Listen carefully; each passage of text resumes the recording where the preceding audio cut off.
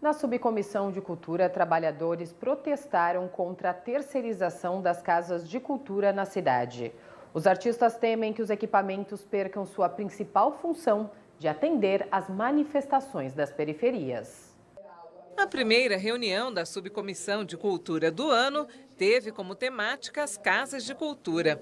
O município conta atualmente com 20 delas, criadas por lei municipal em 1992, para garantir um espaço democrático de acesso aos bens culturais, sobretudo nas periferias. Recentemente, a Prefeitura lançou um edital de consulta pública de terceirização desses espaços. No final do ano passado, a Prefeitura lançou um edital de chamamento, uma consulta pública sobre terceirização, sobre um processo de terceirização de casa de cultura que está em curso. Mas era uma terceirização que vinha sendo negada desde o ano passado, inclusive em audiência pública. A gente questionou o Fabrício Cobra, questionou a Aline Torres, e em nenhum momento eles admitiam, essa terceirização. A gente só ficou sabendo, na verdade, dessa possibilidade porque a imprensa divulgou que isso se tratava de um plano da Prefeitura.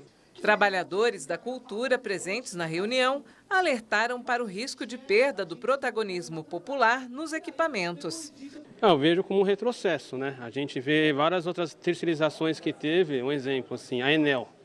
A Enel é um problema, Se você for ver, ela é campeã de reclamações, Porque ela foi terceirizada. E quando se terceiriza, você não está pensando na população, Eles estão pensando só em ganhar. E quando você a gestão das casas de cultura já tem um problema muito sério, de não ter um conselho gestor, enfim. E se terceirizar vai ficar pior para as pessoas da comunidade poderem participar. A Secretaria de Cultura não enviou representantes para a reunião, alegando não ter agenda. A gente não entende por que a secretária e o prefeito se negam a conversar com a população.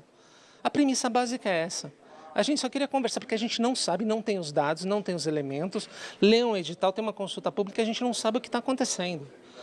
A premissa básica de qualquer formulação de política pública, no nosso entendimento, que é a participação social, a governança social sobre os processos públicos, se dão a partir de conselhos gestores, participação social. E isso não acontece na cidade em nenhuma instância. Artistas e produtores ainda denunciaram que as casas de cultura estão passando por um desmonte, com pouca estrutura e funcionários.